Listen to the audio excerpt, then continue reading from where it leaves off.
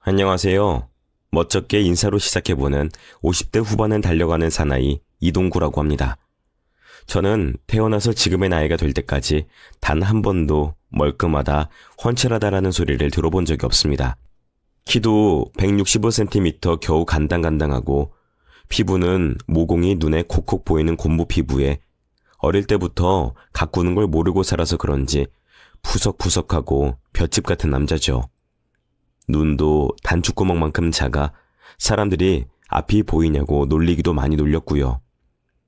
하도 외적인 컴플렉스에 자신감이라고는 눈꼽만치도 없었던 터라 수그리고 다니기 일쑤였고, 그게 한 해 두 해 지나다 보니 50이 넘어서는 등까지 굽어버리더라고요. 물론 제가 살고 있는 마을이 아주 지방의 작은 총구석 동네라고는 하지만 이 동네에서 못난이 집이 어디요? 하고 물어보면 동구네 집? 할 정도로 못난이 중에 못난입니다. 이름도 동구인데 집은 과수원을 하고 있어서 항상 동구박 과수원길 노래로 놀림도 당했고요. 그나마 불행 중 다행인 건 저희 집 과수원이 무척 규모가 크고 직원도 많고 장사도 잘 된다는 겁니다. 텃밭땅이 기름진지 열리는 과일마다 탐스럽고 달디달아 저희 집 과일을 사겠다고 철마다 늘어서는 줄이 마을을 둘러싸고도 모자라죠. 수확철이 되면 일손이 모자라 동네 밖에서도 일손을 찾습니다. 또 대대손손 지역 유지 집안이라 동네에선 이동군의 집 하면 모르는 사람이 없죠. 집도 마을에서 제일 크고 으리으리합니다. 한마디로 엄청난 알부자다 이 말이죠. 하지만 돈이 많으면 뭐합니까? 못생긴 얼굴 탓에 여자들은 얼굴만 보고 도망치기 일쑤입니다. 50 넘게 연애 한번 못해보고 여자 손도 한번 잡아본 적이 없어요. 집안에 돈만 보고 선자리에 나왔다가 도망친 여자가 한 트럭입니다. 통퉁한 두꺼비같이 생긴 얼굴에 돈 냄새 맡고 왔다가 밥맛 떨어진다면서 다들 자리에서 일어나더라고요. 아무리 동네에서 알아주는 집안이면 뭐합니까? 시집 오겠다는 사람도 없는 팔잔데요. 여기저기서 외모로 퇴짜를 맞다 보니 자연스럽게 저는 사람을 마주하는 걸 기피하게 되었습니다. 과수원 일 좀 도우라는 아버지의 말도 귓등으로 듣고 매일 집에서 인터넷이나 하는, 요즘 애들 말로 뭐라 그러던데요? 그 무슨 히키코모리? 아무튼 집돌이입니다. 아침에 일어나서 밥 먹고 또 자고 점심 먹고 컴퓨터 게임 좀 하다가 저녁 먹고 TV 좀 보고, 그러다가 심심하면 집 앞에서 담배나 하나 태우고 과수원에 아무도 없을 때 산책하고, 그게 저의 평생 일과나 다름이 없었습니다. 공부머리도 그닥 없어서 대학도 제대로 졸업하지 못했고요. 손재주도 없어서 그냥저냥 집에서 주는 카드로 게임에 현질이나 해가면서 살았습니다. 성형수술을 생각 안 해본 건 아니었는데 돈도 돈이지만은 고쳐봐야 연예인처럼 달라지는 것도 아니라고 하더라고요. 병원에서도 이 나이에 수술하는 건 의미 없다 하더이다. 사족이 너무 길었죠? 이제 제가 들려드릴 이야기는 정말 눈 깜빡하는 사이에 벌어진 일들입니다. 지금도 그때를 생각하면 가슴이 벌렁벌렁하네요. 때는 과수원 수확철을 막 지나고 동네가 한가할 때쯤이었어요. 말맞다나 동네에서 가장 제일 가는 땅을 가지고 있으니 동네 사람들이 이 한철 바짝 일하고 얻어가는 일당이 어마무시했습니다. 배가 고파서 자장면이나 하나 사 먹을까 하다가 한 그릇 배달시키기도 멋쩍어서 중국집으로 터벅터벅 걸어가고 있었는데 초입에서 누가 저한테 아는 척을 하는 겁니다. 저는 이 동네에서 중고등학교를 다 졸업하긴 했지만 말했다시피 외적인 컴플렉스로 인해 항상 소극적인 자세였고 당연히 동네의 은밀한 왕따이기도 했습니다. 대놓고 왕따처럼 괴롭히거나 뭐 그런 건 없었지만 무시당하는 그런 존재였죠. 아무도 말도 안 걸고 더러운 거 취급하고 뭐 그나마도 돈이 있으니까 맞고 다니진 않았네요. 누군가 하고 살펴보니 낯이 조금 있긴 하더라고요. 한 학년 선배였던 김동호 형님이었습니다. 동호 형님으로 말할 것 같으면 제 학창시절 우상이기도 했죠. 훤칠한 외모이기도 했지만 힘이 엄청나게 센 형님이셨습니다. 주먹질도 잘하고 친구도 많고 딱 저랑 반대되는 사람이었죠. 물론 고등학교를 중퇴하고 짜장면 배달 일을 하던 게 마지막 기억이긴 했습니다. 하지만 사나이라면 아시죠? 가오가 딱 있단 말입니다. 그런데 이 형님은 분명 이렇게 좁은 땅에서 어영부영 살 수 없다고 서울로 간다고 사라진 게 벌써 25년쯤 된 일이었거든요. 25년 만에 고향으로 다시 내려왔다니 보통 한 번 떠나면 이 동네는 잘 안 오거든요. 너무 외진 곳에 있고 버스 노선도 딱 한 대 있는, 그마저도 버스라기보단 봉고차로 운행하는 그런 동네입니다.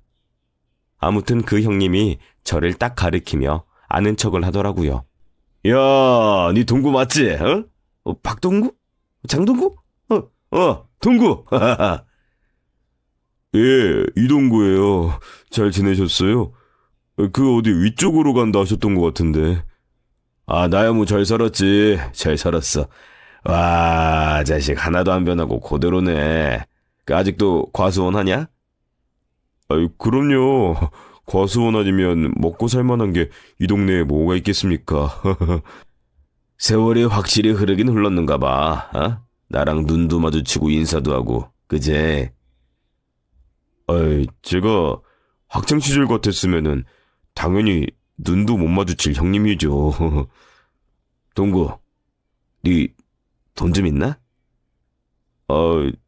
지금 짜장면 한 그릇 사 먹으러 나온 거라 그렇게 많이는 없는데 돈 필요하세요? 내가 뭐 양아치가, 짜장면? 같이 가서 고량주나 한잔 할까? 아유, 좋죠. 가시죠. 저는 넉살 좋게 받아쳤습니다.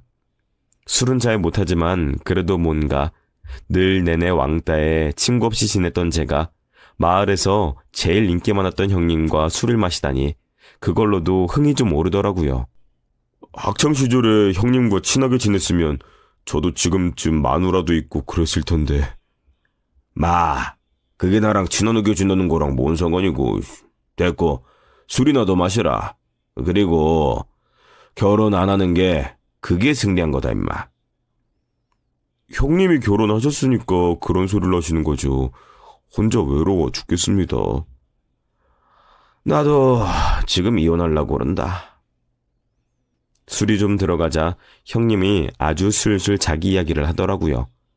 20살이 채 되기 전에 오토바이 하나 끌고 서울로 올라가서 다른 삶을 찾겠다고 노력했다고 하더라고요. 근데 뭐 고등학교 중퇴를 어디서 쓰겠습니까? 결국은 여기서처럼 짜장면 배달 일을 했다고 해요. 무시와 멸시를 받으면서 일을 하다 보니 돈도 얼마 못 벌고 물가는 고향이랑 천지 차이고 자존심 때문에 차마 다시 고향은 못 가겠고, 그러다가 나이트에서 만난 여자랑 사귀게 되는데 그 여자가 임신을 했더라고 연락이 왔답니다. 애를 지우라 하니 죽어도 못 지운다 어쩐다고 하더니 결국 살림을 차려서 같이 살게 되었고 혼인신고만 했다고 하더라고요. 산동네에 월세방 잡아 살다가 추운 겨울에 길이 꽝꽝 얼어 내리막길에서 와이프가 넘어졌는데 글쎄 유산을 해버렸고 크게 잘못되는 바람에 불임까지 됐다면서 애는 없다고 했습니다. 형님의 기구한 이야기를 들으면서 겉으로는 가슴 아픈 척했지만 속으로는 저 인간도 나랑 다를 바가 없구나 싶었죠. 그렇게 일대를 주름잡던 사나이였는데 말이죠. 그러다가 형님이 큰 사업을 하나 했다고 합니다.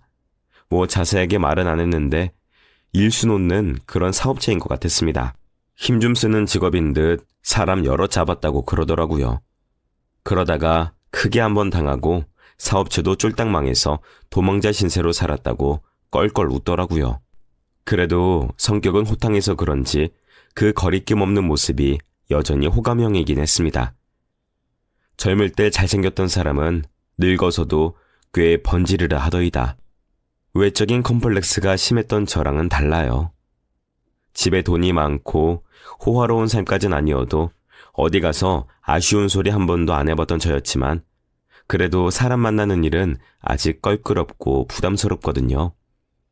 아무튼 형님은 와이프와 함께 도망다니면서 살다가 타지에 또 자리를 잡았는데 거기서 와이프가 바람이 나는 바람에 지금은 따로 살고 있다고 했습니다. 곧 이혼할 거라고 가래침을 퇴뱉더라고요. 형님과 저는 종종 만났습니다. 형님도 여기에 정붙일 사람이 저뿐인지 아니면 제가 물주로 보였는지 그것까진 확실하게 모르겠지만 자주 불러내서 술만 먹자고 하더라고요. 저야 뭐 술을 즐기는 타입은 아니지만 누군가를 만나서 이야기도 나누고 신세한탄도 하고 그 시간이 재밌더라고요. 그래서 못 이기는 척 형님과 자주 만났습니다. 그렇게 한 3개월이나 지났을 때 형님이 저에게 묻더라고요. 동근이, 니 진짜 여태 여자 한 번도 안 만나봤나? 안 만난 게 아니라 못 만났죠. 이 동네 처녀들이야 몇 없기도 하고 다들 일찌감치 결혼도 했고 한 번 시기를 놓치지니까 어디 만날 구멍도 없도이다. 선은 몇 번 봤는데 제가 생긴 게 이 모양이라. 인생 헛살았네. 여자는 자고로 많이 만나고 즐겨야 되는 법인데 어디 그러면은 형님이 소개라도 하나 해줄까? 나 아는 여자가 있는데 걔도 집안 사정이 어려워서 떠돌이처럼 돌아다니고 일거리도 찾고 하는데 애가 나쁜 애도 아니고 그냥 집이 좀 힘든 것 말고는 뭐 성실하고 착해. 저야 뭐 누구인데 가릴 처집니까? 만나면 저야 좋죠. 그럼 내가 자리 한번 만들어 볼게. 동호, 동구, 친형제 같고 얼마나 좋노? 형님과 저는 그렇게 호영호자하기로 했습니다. 여자를 소개시켜준다니 갑자기 메마른 밭에 담비라도 내리는 듯 가슴이 뛰더라고요. 형님이 아무리 그래도 소개팅을 하는 건데 좀 꾸미는 게 어떻겠냐 하면서 백화점을 가자고 하더라고요. 시내에서 버스를 갈아타고 백화점에 갔습니다. 좀 비싸 보이는 옷도 사고 미용실 가서 머리도 정갈하게 다듬었죠. 파마라는 것도 해보고요. 파마는 뽀글뽀글하게만 할 수 있는 건 줄 알았더니 무슨 펌이라고 하던데 아주 단정해지고 머리만 말려도 드라이한 것처럼 자리를 잡더라고요. 여전히 곰보 피부에 단죽구멍 같은 눈, 변한 건 없지만 스타일에 힘을 주니 인물이 좀 사는 것 같았습니다. 그렇게 자신감을 가지고 형님이 소개시켜준 여자를 만났죠. 처음 자리는 너무 어색해서 미칠 지경이었어요. 여자를 만나본 적이 없으니 무슨 말을 건네야 할지 감도 안 오고 쭈뼛쭈뼛 쌍화탕을 들이키고 있으니 여자분이 먼저 말을 걸어주었습니다. 제 이름은 윤수정이에요. 네. 저는 이동구입니다. 동호 오빠한테 말씀 많이 들었어요. 아주 괜찮은 동생이 있다고 했는데 정말 들은 대로 듬직하시네요. 항상 굼뜨고 굽어있다는 말만 들었지 듬직하다 남자답다 칭찬해주니 몸둘 바를 모르겠더라고요. 저는 그렇게 수정씨와 이야기를 주고받았습니다. 나이는 5살 어리지만 성심이 어찌나 곱든지 말투에서도 느껴지는 그녀의 차분함에 물들었죠. 가끔은 동호 형님과 셋이서 술을 마시기도 했습니다. 수정씨는 원래 타지에 사는 사람인데 저와 만남을 하기 위해 여관에 달방을 잡았다고 했습니다. 타지에서 제가 있는 곳까지 오는 데만 3시간이 넘는다고요. 형님은 널 위해 이렇게까지 해준 여자가 있느냐고 호탕하게 웃으며 둘이 잘 만나보라고 하더라고요. 저는 용기를 내서 수정씨에게 데이트 신청을 했습니다. 수정씨는 수줍게 저의 용기를 받아주었어요. 우리는 그때 참으로 행복했습니다. 저는 정말 너무나도 행복해서 하루 종일 바보처럼 실실 쪼개고 다녔죠. 오죽하면 저희 부모님께서 하다 이제 정신병까지 왔느냐고 물어볼 정도로 저의 감정이 주체가 안 되었습니다. 하지만 섣부르게 다가갔다가는 다른 여자들처럼 수정씨도 떠날지 모른다는 불안감에 저는 차근차근 그녀에게 다가갔습니다. 저는 오랜 시간 묵혀뒀던 면허증을 꺼냈습니다. 과수원 일 때문에 억지로 따냈던 일종 면허였죠. 하지만 제가 차는 따로 없었기에 좀 고민이 되었어요. 근교로 드라이브 데이트를 하고 싶은데 가진 차가 과수원에서 사용하는 트럭뿐이었거든요. 하지만 수정 씨는 제 차를 부끄러워하지 않았습니다. 오히려 트럭의 승차감이 울퉁불퉁해서 재밌다고 깔깔거리며 웃어주었어요. 저는 이 여자와 평생을 함께하고 싶다는 생각이 점점 차올랐습니다. 수정 씨는 정말 따스한 봄날 같고 한떨기 장미꽃 같았습니다. 저는 그날 드라이브 데이트를 마치고 수정 씨를 여관방 앞에 내려주었습니다. 하지만 그대로 헤어지기 아쉬워 수정 씨에게 술이나 한잔 하시려냐고 물어보았죠. 수정 씨는 수줍게 웃으며 고개를 끄덕였습니다. 단지 차를 끌고 왔기 때문에 어디서 술을 마셔야 될까 고민하고 있었는데 수정 씨가 제 손을 잡더라고요. 태어나서 처음 잡아보는 외간 여자의 손이었습니다. 가슴이 너무 뛰어서 심장이 가슴 밖으로 튀어나올 것 같았습니다. 제가 얼마나 바보 같아 보였을런지 딸꾹질까지 했지 뭡니까? 수정 씨는 저에게 말했어요. 차도 가지고 오셨는데 술을 제 방에서 마실까요? 저는 이게 일생일대의 기회라고 생각했습니다. 그래서 저는 세상 떠나가라 네라고 대답했죠. 그렇게 그날 밤 수정 씨와 저는 수정 씨의 방에서 술을 마셨고 태어나서 난생 처음으로 여자와 하룻밤을 보냈습니다. 다음날 눈을 떴음에도 수정 씨가 옆에 있어서 그게 어찌나 꿈만 같던지 눈물까지 찔끔 나더라고요. 저는 아침에 수정 씨가 눈을 뜨자마자 입술을 맞춘 뒤 고백을 했습니다. 사귀자고 말했죠. 수정 씨는 반달 모양으로 눈을 접으며 알겠다고 했습니다. 그 뒤로는 아주 물 흐르듯 우리의 사랑을 확인했죠. 매일 시도 때도 없이 전화하고 문자하고 만나고 형님께서는 눈치껏 자리도 비워주시더라고요. 정말 사나이 중에 사나이 아닙니까? 그렇게 형님께 데이트에 관한 조언도 얻고 형님이 여자는 선물 주는 게 제일 꼬시기 좋다 하길래 저는 주말마다 수정 씨를 데리고 백화점에 가서 명품 가방이며 옷이며 선물을 해주었습니다. 구두는 받으면 도망간다고 하길래 안 사줬어요. 수정 씨도 저에게 신발은 됐다고 하더라고요. 수정 씨는 저에게 행복하다고 했지만 가끔 표정이 안 좋을 때도 있었습니다. 그때마다 전 늘 불안했어요. 제가 너무 못생겨서 너무나도 아름답고 예쁜 수정 씨가 도망가지 않을까 남들의 시선도 걱정이 되었고요. 수정 씨는 가끔 저 몰래 전화를 받기도 했습니다. 누구냐고 물어보면 그냥 가족이라고만 했어요. 하지만 그때마다 드러나는 슬픈 얼굴을 못 본 척할 수가 없었습니다.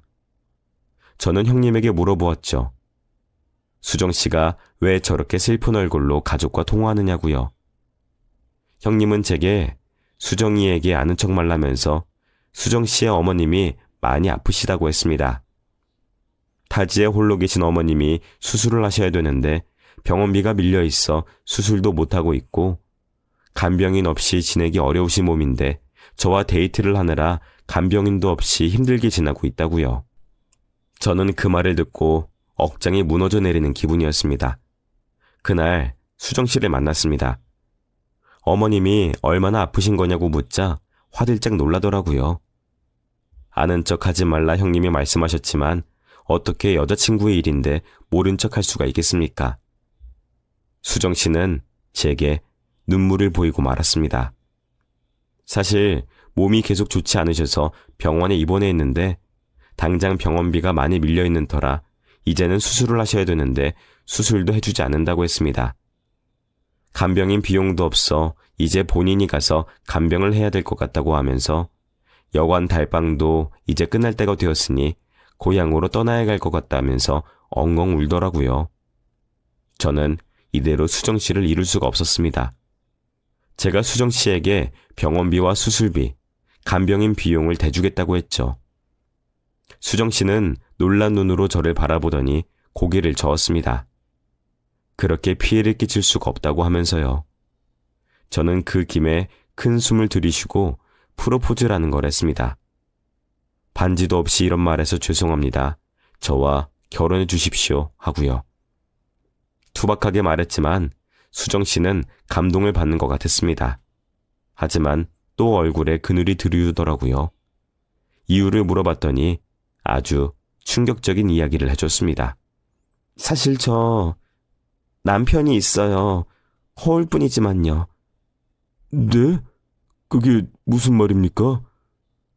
사실은 고향에 계신 어머니와 저 둘이서 도망친 거예요.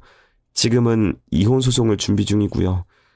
동호 오빠가 많이 도와주셔서 어렵게 유지하고 살고 있는 중인데 지금 동호 오빠도 많이 힘드시다고 하셔서.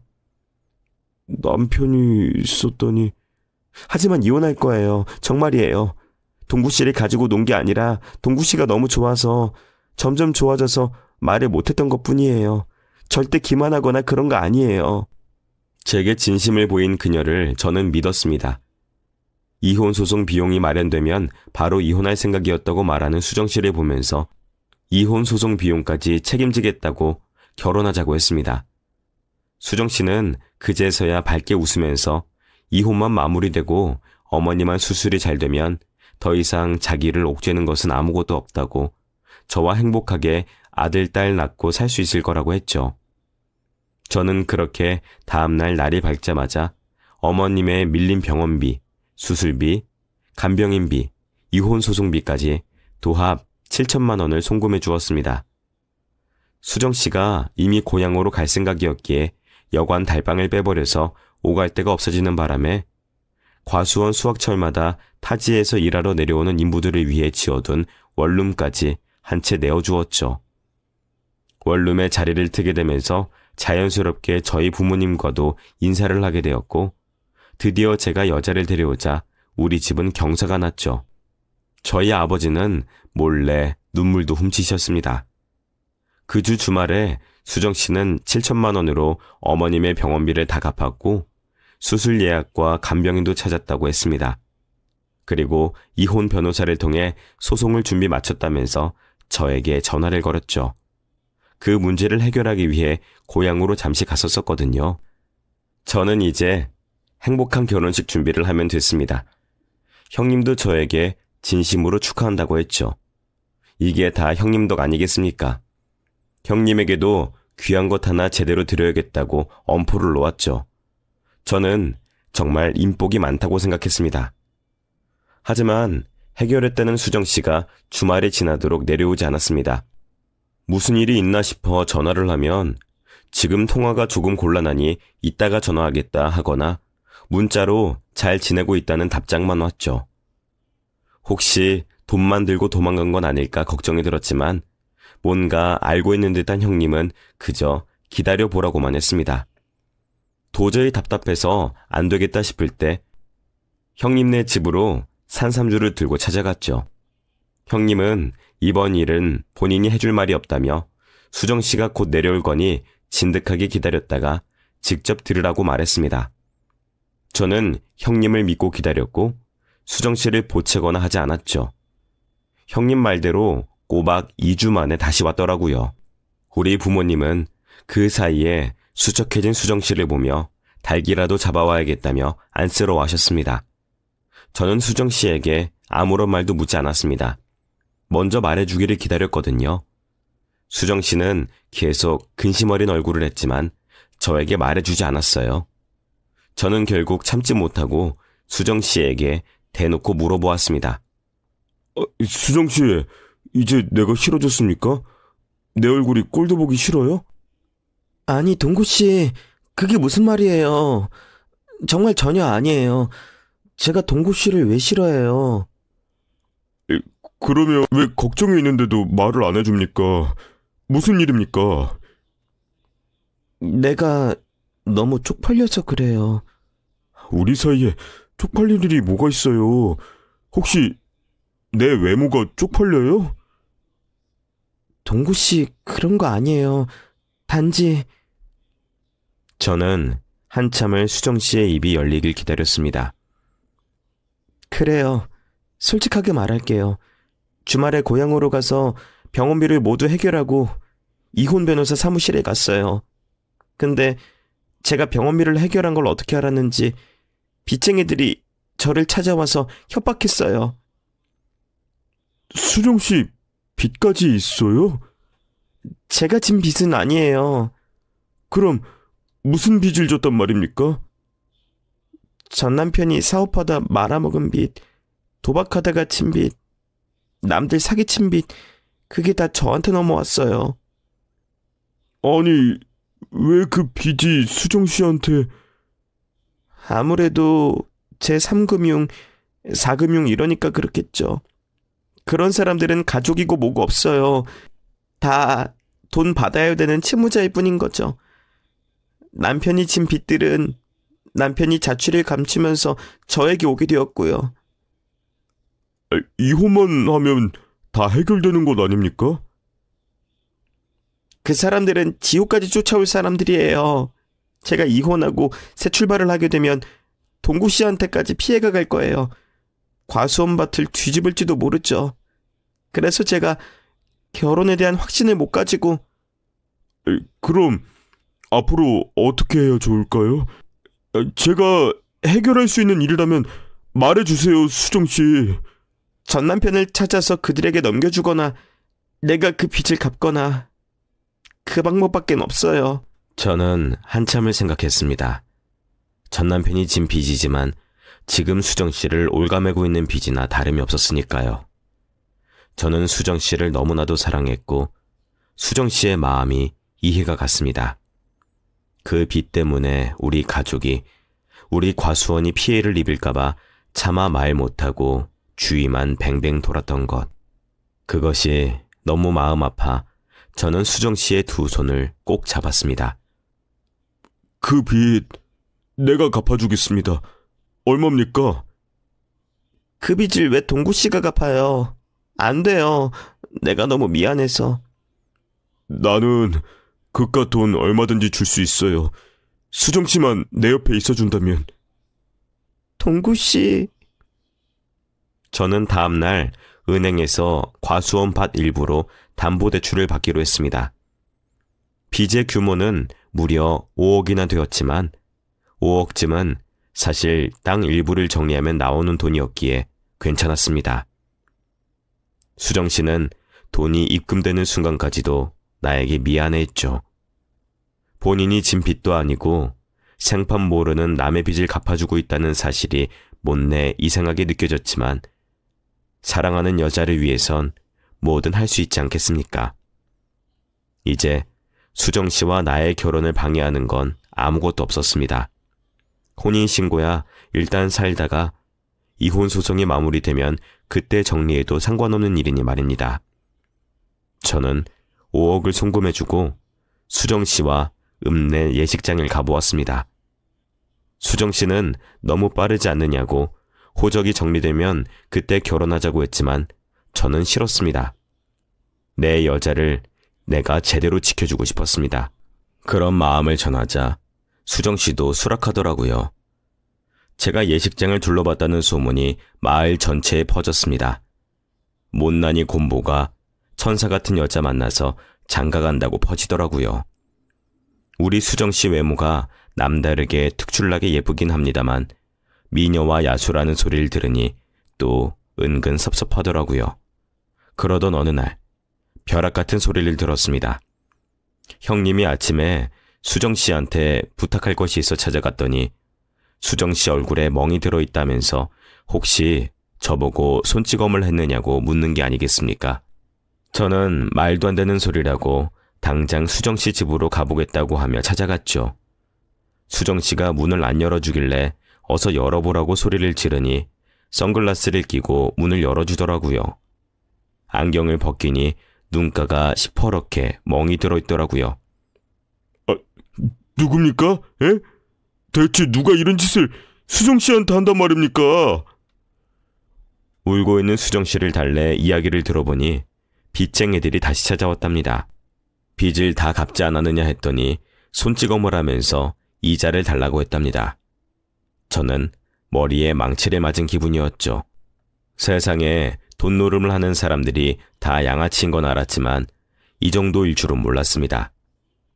수정 씨에게 이자를 물어보니 이자만 무려 2억이라고 하더라고요.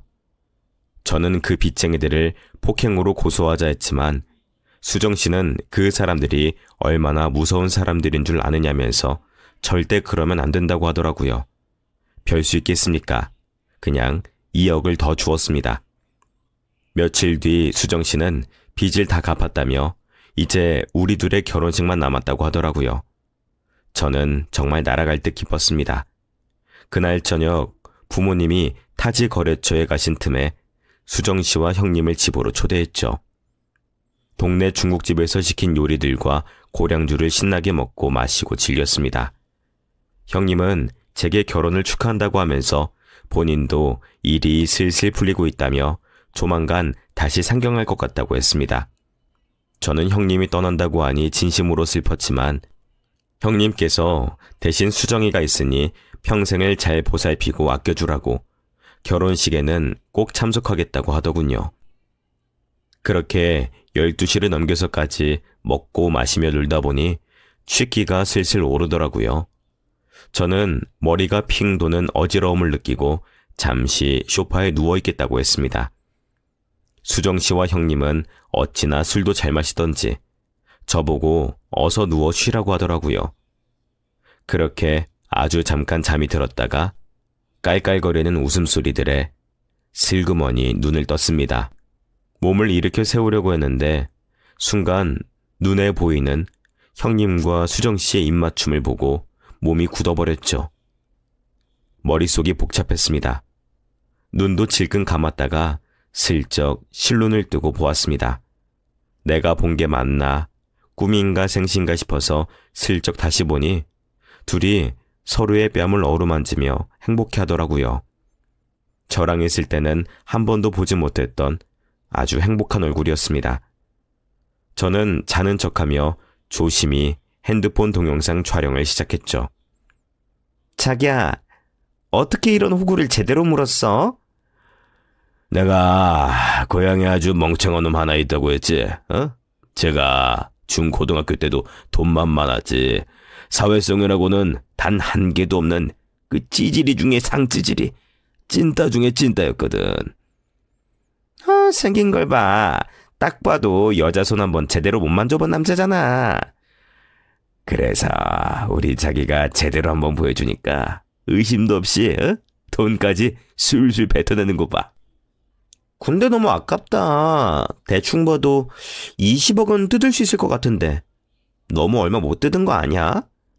아이고 돌대가리야. 거의 8억을 뜯었는데 이보다 더 어떻게 뜯어.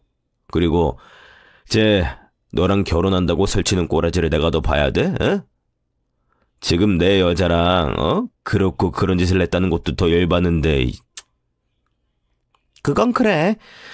나보고 등본이라도 떼라고 했어봐. 거기에 남편 김동호 이름 딱 있는 거 들켰으면은 상상도 하기 싫다. 그럼 이 돈도 못 뜯었겠지? 아무리 그래도 수상한 게 한두 개가 아니었을 텐데 아무것도 모르고 돈 보내는 꼬라지가 참 불쌍하면서도 저런 호구 덕분에 우리가 먹고 사는 거 아니겠어? 자기는 정말 타고난 사기꾼이라니까. 이제 우리 해 뜰 일만 남았다 자기야. 응? 얼른 남은 빚 갚고 해외를 뜨자. 어디가 좋을까? 우리 여행도 다닐 수 있는 거지? 나 유럽도 가고 싶고 몰디브도 가고 싶어. 당연하지. 내가 다 데려가 줄게. 일단 우리 거처는 동남아 쪽으로 트는 거 어때? 필리핀? 필리핀 갔다가 또 도박으로 돈 다 날려버리려고. 절대 안 돼 그건.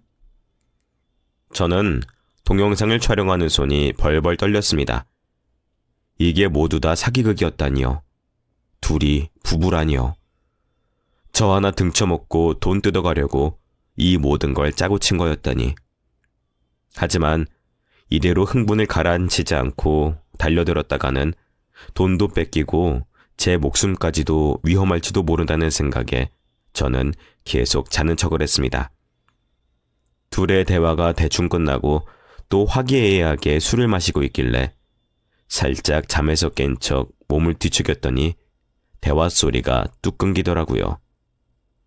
그때를 놓치지 않고 잠에서 막 깬 사람처럼 일어났습니다. 아직도 마셔요? 이제 슬슬 정리하는 게 좋겠어요. 그래요, 동호 오빠. 이제 집으로 가셔요. 정리는 제가 할게요. 그래. 둘 다 너무 축하하고 난 이제 가볼게. 저는 정리하겠다는 수정 씨에게도 오늘은 피곤하니까 내일 하자고 하면서 돌려보냈습니다. 수정 씨는 아무 의심도 하지 않고 돌아갔어요. 저는 일단 모두 돌아간 것을 확인하고 방으로 들어와 방문을 잠그고 촬영한 동영상을 돌려보았습니다. 다행히 둘의 애정 행각은 물론이고 소리까지도 잘 녹음되어 있더군요. 손이 벌벌 떨렸지만 혹시 몰라서 컴퓨터에도 저장을 해놓고 침대에 누웠습니다. 둘이 부부 사이였고 병원비며 이혼 소송이며 모두 거짓말이었다는 것. 빚은 1억 원 남짓이 있어서 빚 갚고 나면 해외로 도망을 가서 행복하게 살자는 내용까지. 분명 대화 내용으로 유추했을 땐 저 혼자만 당한 것이 아니라 다른 피해자도 있는 것 같아 보였습니다. 저는 뜬 눈으로 밤을 지새웠죠. 도통 잠이 오지 않더라고요. 다음날 날이 밝자마자 은행으로 달려갔습니다. 은행에 가서 거래 내용을 모두 뽑아 증거를 만들었어요. 그리고 경찰서로 달려갔습니다. 사기죄로 신고하려고 왔다고 하니 웬 형사님이 저를 불러서 앉히더라고요. 저는 어제 들었던 사실을 모두 이야기했고 증거로 통장 이체 내역과 휴대폰 속 동영상을 제출했습니다. 형사님은 제게 그런 와중에서도 흥분을 잘 가라앉히고 증거를 잘 수집했다고 칭찬해 주시더라고요. 저도 저에게 그런 기지가 있을 줄은 몰랐습니다. 이 정도면 고소도 충분히 할 수 있고 금액도 돌려받을 수 있을 거라고 하시며 그 부부가 어디 있는지 저에게 위치를 아느냐 해서 일단 김동호의 집으로 갔습니다. 전날 밤 술을 많이 마신 탓인지 비몽사몽인 김동호를 체포하고 원룸에 있는 윤수정까지 체포했습니다. 경찰서로 데리고 와 진술을 시키는데 뻔뻔하게 모르쇠로 일관하더라고요. 하지만 경찰서에서 조사를 하다 보니 이미 사기 전적이 수두룩하고 사기죄로 고소가 여러 건 들어가 있어 지명수배까지 당해 있다는 사실을 알게 되었습니다. 그리고 법적으로 둘이 부부 사이인 것까지 완벽하게 확인이 되었고요. 저는 제 눈으로 보고도 정말 믿지 못할 광경에 눈앞이 깜깜했습니다. 어떻게 내게 이럴 수 있느냐고 둘을 붙잡고 울부짖었지만 둘은 눈 하나 깜빡이지 않고 완벽하게 속이지 못한 것을 후회하더라고요. 심지어 둘은 서로 누가 더 잘못한 것인지 잘잘못을 따져보겠다며 싸움까지 벌였습니다. 그러다 경찰에게 제지를 당했고 결국 두 사람 모두 유치장에 들어갔어요. 다른 지역에 있는 피해자들에게도 전화를 돌리더라고요. 지명수배자 사기꾼들이 잡혔다고요. 보냈던 돈의 일부는 그들이 벌써 일부 빚을 변제했는지 전액을 다 돌려받을 순 없었습니다. 저는 형사님께서 마저 조사를 한 뒤 피해 금액의 남은 부분을 돌려주시겠다고 하셔서 집으로 돌아왔습니다. 집에 오자마자 원룸으로 달려가서 윤수정에게 사주었던 명품백과 원피스를 모조리 수거해왔습니다. 짜잘짜잘하게 사준 보석들까지 모두 다요. 그것들은 모두 중고용품 판매점에 팔기로 했습니다. 나름 값이 나가는 물품들이라 금액도 꽤 돌려받을 수가 있었죠. 어떻게 보면 참 다행이죠. 부모님께서 거래처에 갔다가 집에 오시자마자 무릎을 꿇고 하룻밤 사이에 있었던 일들을 전부 다 말했습니다. 어머님은 놀라 뒤로 쓰러지기 일보 직전이었어요. 아버지는 저에게 호통을 치셨습니다. 여자에게 빠져서 집안 말아먹을 일 있느냐고 소리를 지르시다가 눈물을 훔치는 저를 보고는 한숨을 푹 내쉬시고는 한 번 당해봤으니 두 번은 당하지 말라고 앞으로는 정신 차리고 과수원 일도 도우라고 하시더라고요. 동네에는 당연히 제가 결혼 사기를 맞은 모질이로 소문이 났지만 그래도 그 두 남녀가 나쁜 마음을 먹고 사기를 친 부분이었기 때문에 점차 소문은 사라졌습니다. 저는 한동안 너무 부끄러워 또 고개를 들고 다닐 수가 없었죠. 하지만 점점 떳떳해졌습니다. 그 두 사람은 검찰에 넘겨졌고 수많은 소송 덕분에 하루하루를 피말리며 살고 있다고 하더라고요. 저에게는 일부 빚을 변제했으니 소송을 취하해 줄 수 없겠냐는 편지가 구치소에서 도착했지만 저는 편지를 갈기갈기 찢어버렸습니다. 제가 굳이 그들을 위해서 그 정도의 배려를 해줄 필요가 없다고 느껴졌으니까요. 과수원에 꽃이 피고 열매가 무르익었을 무렵 그들은 징역형을 선고받았습니다. 지명수배자였던 김동호는 징역 10년, 윤수정은 7년을 받았다고 들었죠. 사기죄로는 매우 강하게 형량을 맞은 거라며 담당 형사님께서도 그동안 저에게 욕봤다고 하시더라고요. 저는 씁쓸하게 웃었습니다. 그녀는 제 첫사랑이나 다름없는 사람이었기에 더욱더 마음이 허전했죠. 저는 부모님의 일을 도와 과수원 일을 열심히 하면서 살고 있습니다. 몇십 년을 모르고 지냈던 수학의 기쁨도 알게 되었고 무엇보다 사랑으로 키운 열매가 이렇게 탐스럽게 자라서 다른 사람에게 달달함을 줄 수 있다는 것도 알게 되어 행복했고요. 아픔은 있었지만 저는 씩씩하게 이겨냈습니다. 그들 덕분에 사람을 대하는 법을 알았고 어떻게 보면 저는 나이 50을 넘겨 한 걸음 성장했죠. 사회에 적응하지 못했던 부적응자였던 저는 이제 사회에 발을 내디딘 것과 마찬가지였습니다. 부모님은 가끔 저에게 국제 결혼이라도 하는 게 어떻겠냐 묻습니다. 아무래도 노총각으로 시골에서 살아남기란 소문이라는 것이 만만치 않거든요. 결혼 사기도 당할 뻔했던 못난이 중에 못난이라면 더더욱이요. 부모님의 성화에 베트남도 가보고 했지만 마음이 썩 내키진 않았습니다. 사실 호되게 당하고 나니 여자라면 치가 떨릴 정도로 의심하게 되고 저 사람이 또 나쁜 사람일까 두렵기도 하고 그렇거든요. 그 사건이 있은 지 1년이 훌쩍 넘겼지만 아직 아픔이 가라앉지 못한 듯합니다. 그래도 인터넷이라는 얼굴 없는 공간에 제 이야기를 나눌 정도의 치유는 되었습니다. 혹시라도 저처럼 당하시는 분들은 없길 바라봅니다. 사랑이라는 것에 눈이 멀면 남들 눈에 다 보이는 것들이 어느 순간 제 눈을 가리더라고요. 저는 한동안 혼자서 꿋꿋하게 살아볼 겁니다. 혹시라도 정말 좋은 인연이 제게 나타난다면 모르겠지만 이 시골을 벗어나지 않는 한 제가 다른 사람과 인연을 맺기란 힘들어 보입니다. 저는 부모님의 노후에 더욱 신경 쓰며 우리 가족만 챙기고 살겠습니다. 여러분들도 소중한 누군가가 있다면 상처 주지 않고 그들을 챙기며 행복하게 사시길 바라겠습니다. 혹여라도 저와 비슷한 경험을 하신 분들이 계시다면 같이 훌훌 털어냅시다. 우리는 아무런 잘못도 하지 않았습니다. 사기꾼들이 잘못한 거죠. 대한민국의 모든 사랑이 행복하기만을 바라면서 이야기가 길어진 듯하니 여기서 마치도록 하겠습니다. 제 사연 들어주셔서 감사합니다.